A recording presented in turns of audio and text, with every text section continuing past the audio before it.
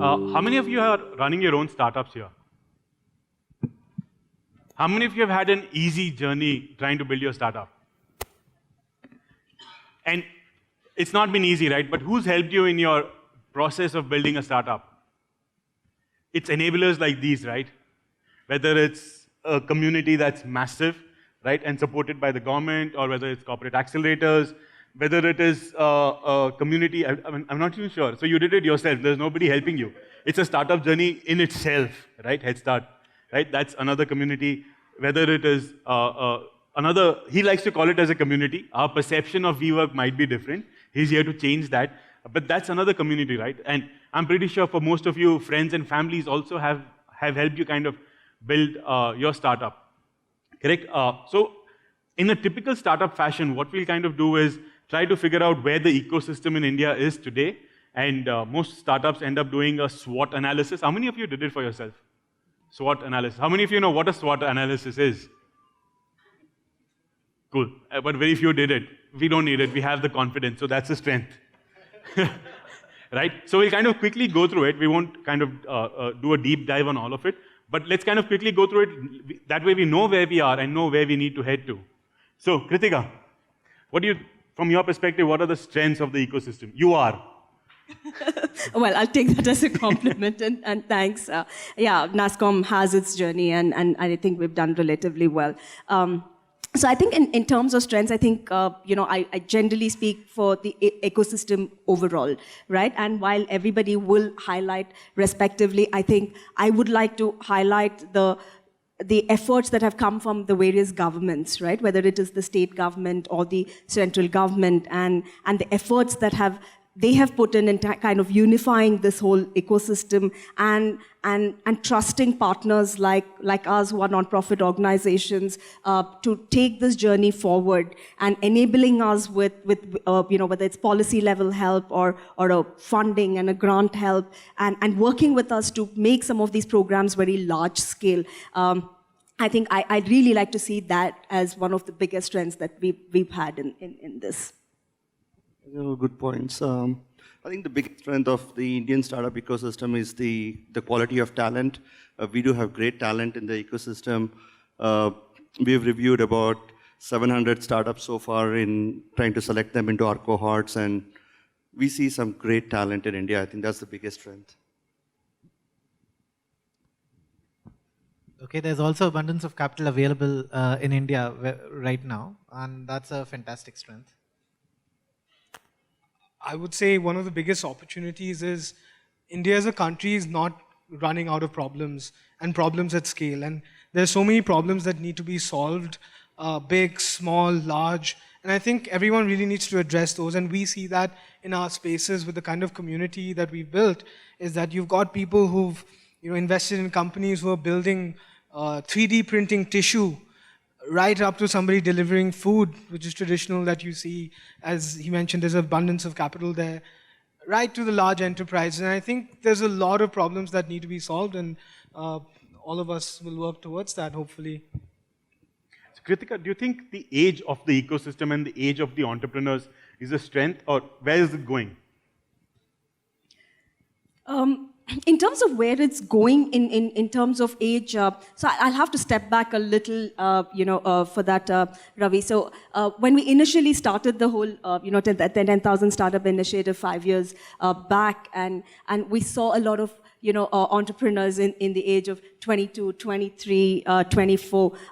But today, I think that I won't really call it a market correction, but I think, it's gone through its own ups and downs. And what we see is, I constantly see more applications coming in for our programs from entrepreneurs who are now in the age group of 36 to 40. And so, they've obviously worked with the corporate sector, and we're also seeing some extremely, so both are interrelated, right? One is the age, and two is, because of the age, I think also the tech heaviness that is coming and the maturedness in the whole technology that is being shown in some of these startups. I think both those are kind of interrelated, and we're seeing that trend very clearly. How many of you are about 35 here? That number showcases here itself. So Ajay, you have a point on our tech heaviness, right? Yeah, I think my point is more about, I think we are an evolving ecosystem for startups, right from incubation to kind of startups. Whenever somebody wants to do a startup, what is the first thing that would occur to him, right? Do you want to do a B2C startup that delivers food the fastest way? Or do you want to create a tech-heavy or a tech-intensive startup that's B2B, which can create everlasting value with core IP, right? So I think in those terms, I think we are still evolving. I also feel that we are not probably putting money where the mouth is in all cases. Probably it's more the sexy ones get picked up for funding more than the others that are probably a little more tech-heavy. I think we are going through this evolution, and I'm pretty confident that we'll get over this hump pretty soon. I think this is an opportunity as well as a threat, because if we don't get over this, I think we will be left as a Me Too kind of a player. But if we do, I think there's a lot of opportunity. There's a lot of great startups out there that are real deep tech startups that are doing good B2B work, where really your selling price is greater than your cost price, which is actually the model that should be in any case, right? And we really want those kind of startups to thrive, and those are the kind of startups that is going to create jobs and take the country forward, right? And that's my view of it. And that's a part where we are actually evolving.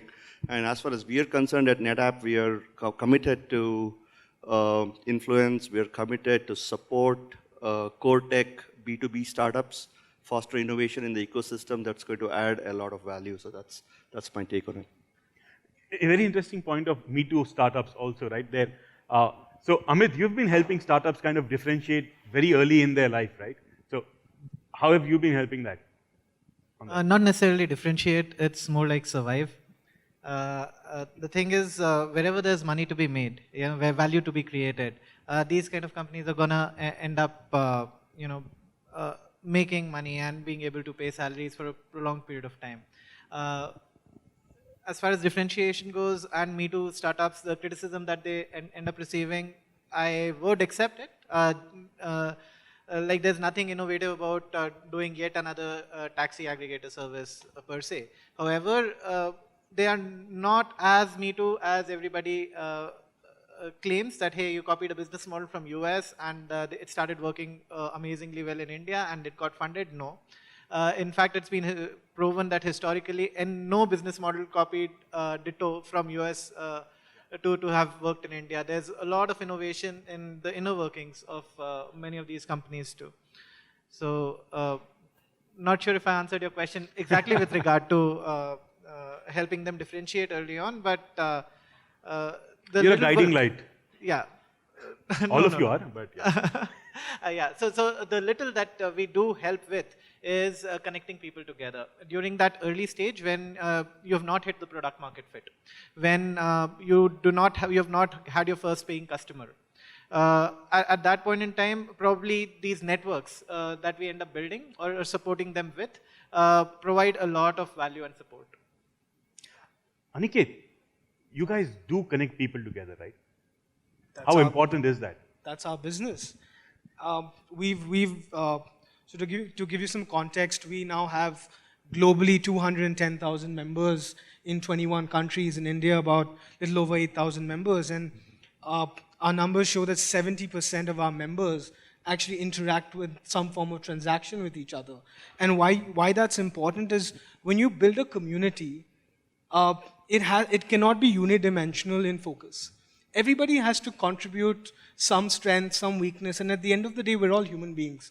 We share the same emotions. We are happy, we're sad, we're angry, and the way that we've seen our companies grow together is really by small companies reaching out to big companies and saying, "Hey, I've got this insane product which I think could help you increase your business processes faster," or big companies acquiring smaller companies within our spaces. Or you, Ravi, let's say you decide to start out on your own. You're lost, right? Who's going to build my product? Who's going to be my first customer? Who's going to really help me grow? And it's the community. It's that collective, set of people who share their vision with you, who are creating their life's work, and all you need to do is ask. And that's how our communities really grow and help each other. Asking is very important, right? what do people ask out of Nasscom? Because that gives a sense of what people want from the ecosystem. You had to ask me that. Right. Asking is important. Yeah. So Ravi, asking, there's a wide range of requests Yes. that always come, right? But then as an association, because two things, right? One, as much as you're responsible for the startup community, you're on the other side, you're also responsible for what you're committing on behalf of the government and what you're committing on behalf of corporates, right? Because I'm also a representative of the corporate ecosystem IT industry as well. So sometimes, so first disclaimer is we cannot cater to every ask that comes. Correct. Right? So then you set parameters as what you can deliver to, right? For example, the Nasscom 10,000 startup, we focus on tech product startups, right? And we want to remain focused on that, and we say we don't do services, right? And I think that's more than saying what we can't do to the asks that come to us, I'd rather say that this is what we do. So you also connect startups to the Silicon Valley ecosystem, right? We do. With iKnowTrek, if I'm correct. Yeah, iKnowTrek. So what is the reasoning behind connecting Indian startups with, Silicon Valley startups? So while iKnowTrek is a more well-known program of ours, there are a lot of other delegations that we take across the world. We go to Singapore, we go to Japan, we go to UK and a whole lot of regions. And the idea is two things. One is how do you open up markets for your startups, and two is how do you get your product, how do you get your startups to look at expanding their products and bettering it, right? And essentially from customer acquisition to bettering their product. Two really big things is what we try to achieve with it. Got it. Ajay, at NetApp, do you guys do the reverse, where you try to get people from other countries who work within NetApp to come and help your cohorts? Yeah, so the program in NetApp is aimed at helping B2B startups foster innovation in the ecosystem, and the way we do it is by providing world-class mentorship. So we do have mentors from the Valley come and actually help the startups that are here. This time we do have startups from all over the country. We limited ourselves to Bangalore-based startups in the first cohort. We're kind of expanding that, but in a way you're right. So we do have our mentors coming in from the US. These are not necessarily NetApp mentors. We do have mentors from the Valley who are specialized coaches who come down and help the startups, give them the required training to go to the next level. So that's one of the main value propositions. But even before that, let me actually pick on what we spoke about communities, right? So we have an accelerator program. However, this is also a community, right? One of the things we like to kind of tell our startups is, hey, treat this as a community and try to help each other out, right? So try to become each other's customers, right? So you can actually give a lot of valuable feedback, and you can actually get so here we have about 50 startups sitting here. So did you think about, let's say, talking to each other and try to find out what can you buy from each other, right? It did not necessarily be a $1 purchase, but it can be a $0 purchase, but you could actually acquire 40 new customers right here in this room. That's the way to actually help each other, right? So that's a great value add for such cohorts. Interesting point about mentors. Amit, do you think India needs more mentors, or do you think India needs mentors who know more? I think we have enough and many. I mean, mentors already know a lot. You can go to them for more questions. I didn't mean mentors don't know anything. Sure. Don't get me wrong. So anyways, we want to get, startups want to get mentored by somebody who's been there, done that. So depending upon the kind of problem that you're solving, maybe a Valley mentor would be relevant, maybe an Indian mentor would be relevant. However, there like especially when we look at the early stages and mid stages, say companies that are making less than 100 crores, enough and many mentors here in India itself who have been there, done that in their sector. And incidentally, every single person I have spoken to has been very willing to invest time coaching and guiding these people. And at Headstart, we do have a program called Headstart Mentor, specifically doing this. A 20 to 100x senior mentor guiding the next generation of entrepreneurs, carefully handpicked in one problem area, which is from their expertise, and happens absolutely free of cost. The only fee that you have to end up paying is that as a startup, you have to pledge that once you are ready, you will be paying it forward, doing the same thing that this guy did for you. And there's a fabulous response to this one. Almost everybody says that, yes, I'm happy to mentor, and startups also come in good numbers to avail this opportunity. Aniket, so while some of us see WeWork as a co-working space, you see it very differently. But what kind of services do you offer startups rather than just the desk? Do you offer mentors, for example, or do you offer access to VCs or stuff like that? Yeah, so WeWork is, of course, the much larger traditional business. WeWork Labs is really our global platform that's singularly focused on giving early stage companies the right programming, education, access to mentorship. Mentorship is a very large part of our business. Access to funding, whether it's through our own ecosystem, whether it's through partners like we have on stage. And what Labs really is what the problem we're trying to solve is building a community of early stage companies, much like what Amit has built with Headstart, and giving them all the right resources, tools, environment they need to succeed, and take a step back. Because at the end of the day, it's their journey to do. It's their journey to fulfill. And where I feel most programs get lost is they get so micro-involved into each company's steps, growth. You need to let them explore. You need to let them grow. And that's where WeWork comes in. We are an equity-free program, WeWork Labs, which provides, like I mentioned, workspace, mentorship, event programming, and education to really explore and see where you can get product market fit. Kritika, you had a very interesting point on India not needing necessarily to increase the number of enablers. Right? Can you kind of throw some light on that? Not increase the number of enablers. But make them 10x rather than increase the number on 10x.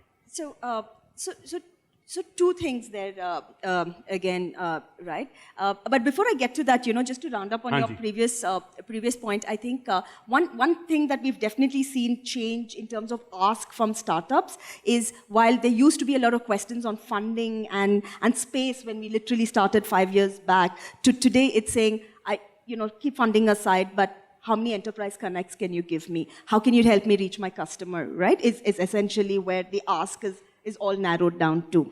And now coming back to like the whole enabler piece. See, I think as Nasscom, right? And the kind of support that we get, say from Ajeya as an individual and Ajeya as NetApp, right? I think that is where our strength is, right? And bringing that together and holding that together. So for us to hold that, ecosystem together is one part of it, right? And two is, I lost my train of thought, but sorry. So the basic question was, so we have a bunch of enablers. Right. Do we need to increase the number of enablers by 10 or increase the size of the Okay, going back to that. So should Nasscom 10,000 become Nasscom 100,000? So if you really look at the industry so I think that conversation was not so much in terms of enablers, Ravi. That conversation was more in terms of the kind of startups that you're seeing and do you want to look at growing the number of startups to that many more? Correct. Or do you want to see and deepen and grow along with, get the startups to grow to be much, much larger? So I think today the ecosystem has come to a point where we are definitely seeing where we want to go deeper into organizations, create that impact, and see how we can help those startups create larger impacts. And I think as Nasscom, we are clearly there. And usually Nasscom is a reflection of what is happening in the ecosystem. Yes. So I think we are definitely at that point where we, want to to a large go part, deeper. we've solved the basic needs of the ecosystem. Yeah. Now, what's the next step of needs? Right. So, Ajay, what do you think the next steps or the next needs will be or might be? Or what are the next needs each of the startups need to worry about? No, I think I'll just go back to my earlier point on it's an evolving ecosystem, and the ecosystem has to evolve to understand where the value is, right? So we need to isolate value and start investing in that. So that's the need. The need is for us to kind of understand where to smartly invest capital. So there's plenty of capital, right, as he said, but we need to kind of understand where exactly do we need to invest in that. So that's going to foster innovation. So that's the next step. And coming to that, I think we need to have a lot more enablers, right? So if you look at Israel and compare it with our ecosystem, the number of enablers that are there in Israel is far greater than India for a much smaller country in size and a much smaller population. So more is good. So if you have like 100 enablers today, if you get 10,000 tomorrow, that's exactly what we need. So that's my 2 cents. But when you mentioned, so the need is for the capital to go to the right place. To a large part, you're kind of, can I extend that to say entrepreneurs today are making the right startups? It's just that capital needs to shift to the right startups. Is that accurate? I think what I'm trying to say is that we need good role models in startups, and for those good role model startups, we need encouragement, and capital is a form of that encouragement. Amit, where do you think, so role models, right, do they come only after exits? Do we have enough exits? Don't we have enough exits? Or where do we get the role models from? Yeah, role models typically come after exits, and they also come when a startup starts advertising on TV. Yeah, I think Flipkart has played a way bigger role in creating more number of entrepreneurs in India than many of But they have not exited. So what? So I'm saying when the ads start coming on TV also. Yeah. Okay. Yeah. So literally. But role models are absolutely essential, and I would rate that as the number 1 ingredient of a local startup ecosystem getting created in any city. So Headstart is operational in 23 Indian cities, 16 of them kind of thriving, some of them struggling. And one thing which we have observed is that if you as an entrepreneur are able to build a company big and valuable enough that people around you can look at you and say, hey, entrepreneurship is cool. That inspiration really sets the ball rolling for a lot of people in that particular small Indian town, city, whatever, to starting up. For example, in Bhopal, there's a Pointy, 110 customers, 20,000 of them global customers for SaaS product, 20,000 of them paying customers. A witty feed in Indore, second largest viral media network in the world after BuzzFeed. Yeah, and they literally have created ecosystem of startups around them. So yeah, they get generated perhaps just by identifying their value, as Ajeya rightly said, and rising their way to the top. But their existence definitely has multifarious ramifications, all positive, towards developing the entire ecosystem. I just have one observation, and this is to all of you. Whoever's building a business, how many of you are creating your life's work? How many of you know that this is the company that you want to build for the next 50 years? You probably have to say 50 years, then more hands might go Yeah, up. so we're so, and the funny thing is, we're so early in this startup ecosystem that we keep calling ourselves. The heroes that you were talking about right now, all the guys who've made big exits, all are in the process of or have already started their second company. Amit from InMobi is doing Yulu. Kunal from FreeCharge, I know, is working on something very interesting. He's a member with us. And one of the interesting things is, focus on singularly on your mission. Whatever you're solving, whatever your problem set is, don't spend too much time thinking about where your office should be, who your next, how much electricity bill you should be paying. Focus on acquiring customers, focus on delivering on your mission, and focus on really growing with the ecosystem. I think that's the really one observation I really wanted to make that really sets apart success from the others. So before we move to a Q&A round with everybody, right?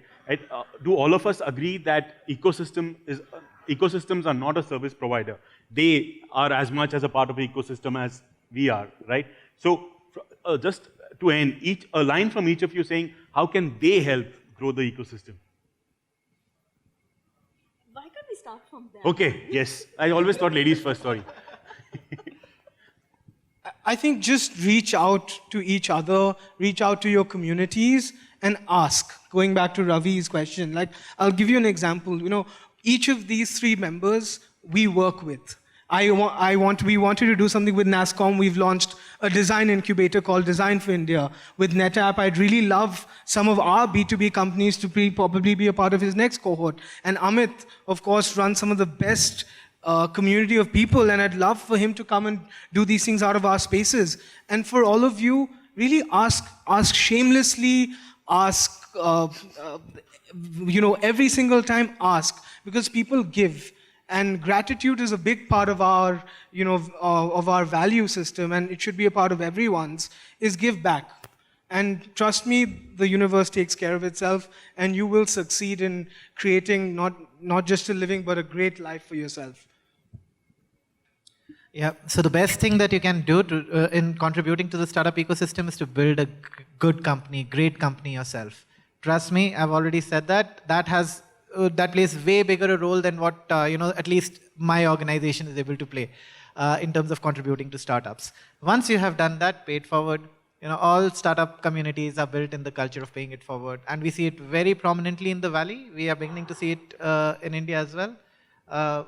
We receive help at all times from all quarters. Ask and you shall always get help. There are enough and many ecosystem enablers, people like us who are there to make you win. So just ask when you're stuck and pay it forward when you can. But for now, focus on just building a big, valuable business for yourself. I think I totally agree with that. This is a quote that one of the coaches at our cohort made, and it's kind of stuck with me. I thought I'll share it with all of you, that you have to persevere. And 0 to 1 million business seems impossible. 1 to 10, improbable. But when you get there, 10 to 100 is inevitable. So stay at it, and you'll get there. That's nice. I think, just sharing of your experiences with other startups or other entrepreneurs who are getting started, and just the value that they would take out from the experiences and the lessons that you've learned. I see a lot of our alumni startups coming back and sharing with our current startups, and I think that's like a huge learning for the current cohorts that we do, and I think like that, just sharing of that experience is something that I think is a great value add. And that also helps in showcasing startups or the ecosystem or everybody who's helped building that ecosystem, right? Absolutely. So at the end, you guys are a part of the ecosystem. Ask, move forward, come back and help others. So with that, I'll kind of open up to the floor. Any questions? The question is for Kritika. So our company's current business model is we charge a fee every year. We want to move it to a model where we charge every month, and we want to do it on a recurring basis, where a customer enters his card details, and we actually use a third-party provider to actually draw a certain amount every month. And due to RBI regulations, a company operating in India or a company incorporated in India cannot do that, if my research is correct. So we were actually thinking to actually incorporate a company outside India to circumvent this uneasy restriction. So we were actually thinking of two options, to either incorporate in US or Singapore. And I'm a techie, and I really don't know. I haven't done much research since you have already worked with so many startups.